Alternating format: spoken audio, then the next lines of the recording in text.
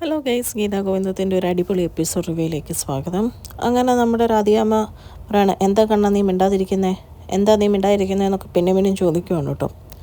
ആ സമയത്ത് നമ്മുടെ ഗോവിന്ദ് ഇങ്ങനെ ചിന്തിക്കുവാണ്. രാധികാമ്മ അനാർക്കലിയെ വിളിച്ച ഫോൺ കോൾ ഓർക്കുവാണ് കേട്ടോ.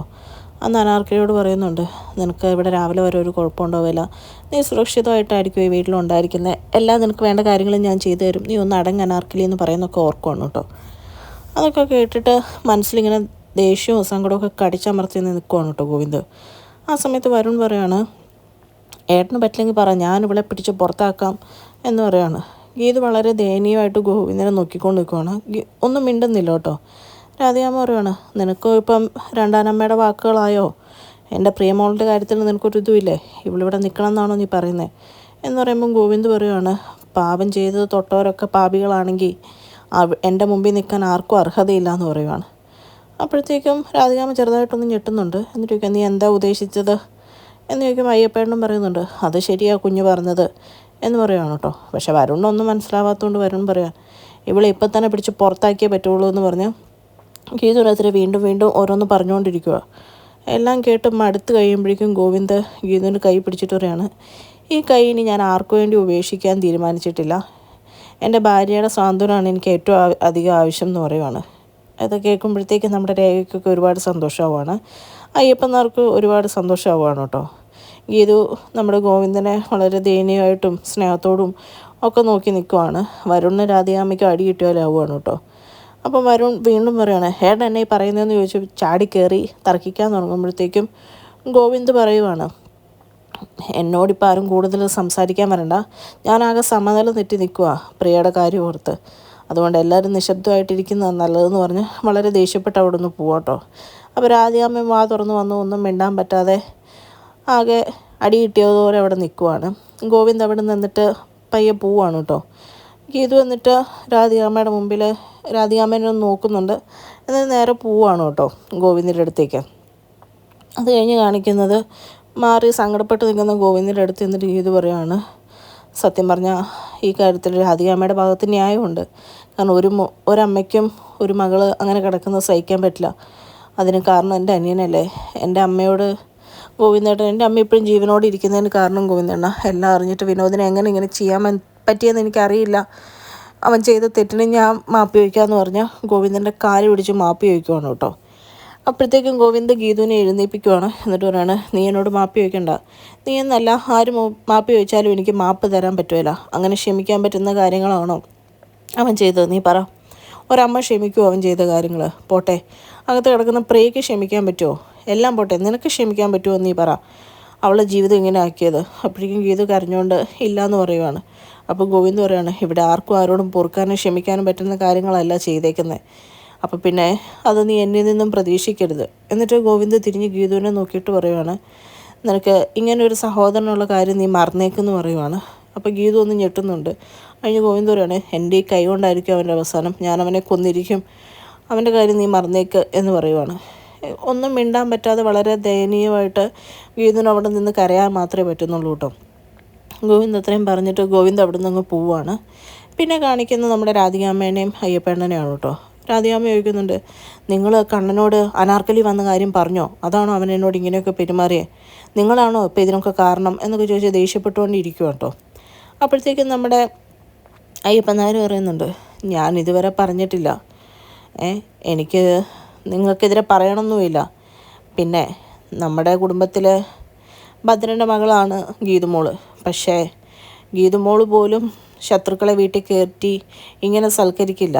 അയ്യപ്പൻ നായരെ കൊണ്ട് കൂടുതലൊന്നും രാധികാമ്മ പറയിക്കാതിരിക്കുന്നതാണ് നല്ലത്. മാധവ മുതലാളിയെ ചതിച്ച അനാർക്കലി ഒരു ദിവസം മുഴുവൻ അറക്കൽ വീട്ടിൽ കയറ്റി സൽക്കരിച്ചു എന്ന് ഗോവിന്ദൻ കുഞ്ഞ് അറിഞ്ഞു കഴിഞ്ഞാൽ പിന്നെ എന്താ സംഭവിക്കുന്നതെന്ന് എന്നെ കൊണ്ട് പറയിക്കേണ്ട കാര്യമില്ലല്ലോ, രാധികാമ്മയ്ക്ക് തന്നെ അറിയാമായിരിക്കുമല്ലോ എന്നൊക്കെ ചോദിക്കുവാണ് കേട്ടോ.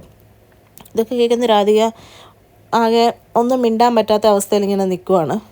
അത് കഴിയുമ്പോൾ അയ്യപ്പൻ നായർ പറയുന്നുണ്ട്, നിങ്ങൾ ഏറ്റവും കൂടുതൽ പ്രാർത്ഥിച്ച് കാണും അനാർക്കലിയെ അന്ന് ഗോവിന്ദ കുഞ്ഞ് കാണാതിരിക്കാൻ വേണ്ടി, അതിൻ്റെ ഫലമായിട്ടാണ് പ്രിയമോൾ ഇങ്ങനെ കിടക്കുന്നത്. എനിക്ക് എൻ്റെ ഭാഗത്തും അതിൽ വലിയൊരു തെറ്റ് പറ്റിയിട്ടുണ്ട്. അന്ന് കുഞ്ഞ് ഗീതവും കൂടെ കയറി വന്നതാണ് വിനോദും പ്രിയയും തമ്മിലുള്ള വഴക്ക് മാറ്റാൻ വേണ്ടിയിട്ട്. ഞാൻ അവരെ ഓരോന്ന് പറഞ്ഞ് അവിടെ തടഞ്ഞു നിർത്തിയത്. അങ്ങനെ തടഞ്ഞു നിർത്തിയില്ലായിരുന്നെങ്കിൽ ഗീതു കുഞ്ഞും കൂടെ വന്ന് ഉറപ്പായിട്ടും വിനോദിനോടും പ്രിയയോടും സംസാരിച്ചേനും ആ പ്രശ്നം തീർന്നേനായിരുന്നു. പക്ഷേ അങ്ങനെ ആയിരുന്നെങ്കിൽ നിങ്ങളെ അനാർക്കലിയെ ഒരുമിച്ച് കാണുകയും ചെയ്തേനും ഗോവിന്ദൻ കുഞ്ഞ്. നിങ്ങളുടെ പ്രാർത്ഥനയുടെ ഫലമാണ് ഇപ്പോൾ പ്രിയമോള് അനുഭവിക്കുന്നത്. എനിക്കും അതിൽ വിഷമമുണ്ട്. എന്നിട്ടിങ്ങനെ രാധികാമ്മേനെ ഓരോന്ന് കുറ്റപ്പെടുത്തി പറയുവാണ് കേട്ടോ. ഇതൊക്കെ കേട്ടുകൊണ്ട് വരുവാണ്.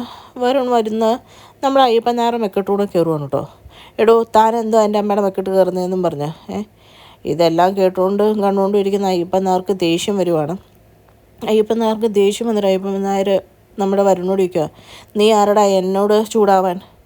അറയ്ക്കൽ മാധവൻ മുതലാളിക്ക് ഒരേ ഒരു മകനേ ഉള്ളൂ. നീ ആരുടെ മകനാ? പേരെടുത്ത് പറയാൻ ഒരു തന്തയില്ലാത്ത നീ എന്നൊക്കെ പറഞ്ഞ് വരുണിനെ ആക്ഷേപിക്കുവാണ് കേട്ടോ. ഇതൊക്കെ കേൾക്കുമ്പോൾ വരുണ് പിന്നെയും ദേഷ്യം വരുവാണ്. എടോ താൻ എന്ന് പറഞ്ഞ് ചെല്ലുമ്പോഴത്തേക്കും രാധികാമ്മ കൈ വെച്ച് ഇങ്ങനെ തടയുവാണ്. വരുൺ വേണ്ടാന്നല്ലേ പറഞ്ഞേ. രാധികാമ്മയ്ക്ക് ഇതൊക്കെ കേൾക്കുമ്പോൾ നാണക്കേടും ദേഷ്യമൊക്കെ ആവുകയാണ് കേട്ടോ. പക്ഷെ ഒന്നും പ്രതികരിക്കാൻ പറ്റാണ്ട് ഇങ്ങനെ നിൽക്കുവാണ്. നിന്നോടല്ലേ വരുൺ വേണ്ട എന്ന് പറഞ്ഞ് പ്രിയമോളകത്തിങ്ങനെ കിടക്കുമ്പോൾ പുറത്തിനി ഒരു പ്രശ്നം വേണ്ട എന്ന് പറയുവാണ് കേട്ടോ. വേറെ ഒന്നും പറയാൻ പറ്റാത്തതുകൊണ്ട് അങ്ങനെ പറഞ്ഞിട്ട് അയ്യപ്പൻ നായരോട് പറയുകയാണ്, കനലുകളൊക്കെ എരിഞ്ഞുകൊണ്ടിരിക്കും അയ്യപ്പൻ നായരെ എന്ന് പറയുമ്പോഴത്തേക്കും തൽക്കാലത്തേക്ക് ഞാനത് മൂടി വെക്കുന്നു എന്ന് പറയുമ്പോൾ അയ്യപ്പൻ നായരും പറയുകയാണ്, അയ്യപ്പൻ നായർക്ക് അതിന് വിരോധമൊന്നുമില്ല, അങ്ങനെ തന്നെ ഇരിക്കട്ടെ. പക്ഷേ ഈ കനലുകളൊക്കെ ആളി ഒരു തീയായിട്ട് കത്തുന്ന സമയം വരും. ആ തീയിൽ നിങ്ങളും എല്ലാവരും പെട്ടുപോകാതെ നോക്കിയാൽ മാത്രം മതി എന്ന് പറയുവാണ് കേട്ടോ. അത് കേൾക്കുമ്പോഴത്തേക്ക് രാധികാമ്മ ഒന്ന് ഞെട്ടുവാണ്. ഇനിയിപ്പം വരണങ്ങ് നിൽക്കുമ്പോഴത്തേക്കും നമ്മുടെ അയ്യപ്പൻ നായർ പറയുകയാണ്, ഇനിയൊരവസരം അയ്യപ്പൻ നായർ തന്നു എന്ന് വരില്ല എന്നൊക്കെ പറയുവാണ്. വരുൺ പക്ഷേ ഒന്നും മനസ്സിലാവുന്നില്ല. പൊട്ടനാട്ടം കണ്ട പോലെ വരുൺ എന്താണ് ഈ നടക്കുന്നതെന്നുള്ള രീതിയിൽ നിൽക്കുകയാണ്, ഒന്നും പ്രതികരിക്കാൻ പറ്റാത്ത. രാധികാമ്മ ഒന്ന് ചെറുതായിട്ട് പേടിച്ച് നിൽക്കുവാണ് കേട്ടോ, ഗോവിന്ദ അറിഞ്ഞാലത്തെ അവസ്ഥയോർത്ത്. അത് കഴിയുമ്പോൾ അയ്യപ്പൻ നായർ അവിടുന്ന് പോവാണ്. അയ്യപ്പൻ നായർ അവിടുന്ന് പോയി പുറത്ത് ചെന്ന് നടന്ന കാര്യങ്ങളൊക്കെ ഓർത്ത് പൊട്ടിക്കരയുവാണ് കേട്ടോ. ഗോവിന്ദനെ കയറ്റി വിട്ടിരുന്ന ഈ പ്രിയയ്ക്ക് ഇങ്ങനെ വരില്ലായിരുന്നല്ലോ, രാധികാമ്മയെ സംരക്ഷിക്കാൻ പോയതുകൊണ്ടാണല്ലോ എന്നൊക്കെ ഓർത്ത് ആകെ അവിടെ വേദനിച്ച് നിന്ന് കരയുന്നതാണ് കാണിക്കുന്നത്.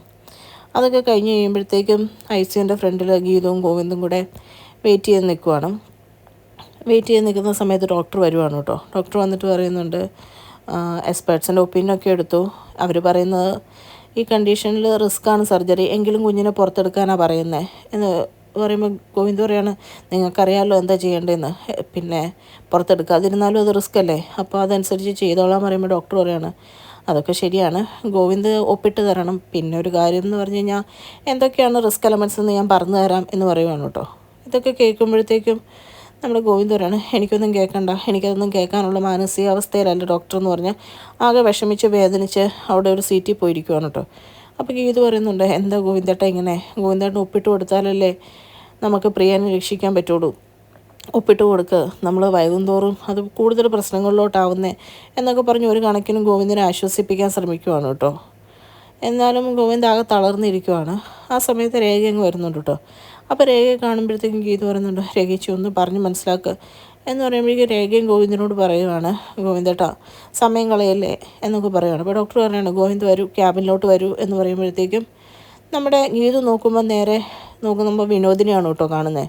വിനോദ് അവിടെ കരഞ്ഞ കണ്ണുമായിട്ട് നിന്ന് ഗീതുവിനെ മുഖം കൊണ്ട് ക്ഷമ ചോദിക്കുവാണ്, അപേക്ഷിക്കുവാണ് കേട്ടോ. അപ്പോഴത്തേക്കും ഗീതു ഇത് കണ്ടിട്ട് ആകെ ഷോക്കായിട്ട് ഇങ്ങനെ നിൽക്കുവാണ്. അപ്പോഴേക്കും ഗോവിന്ദ് പയ്യെ എഴുന്നേറ്റ് ഡോക്ടറിൻ്റെ പുറകെ ചെല്ലുവാണ് കേട്ടോ.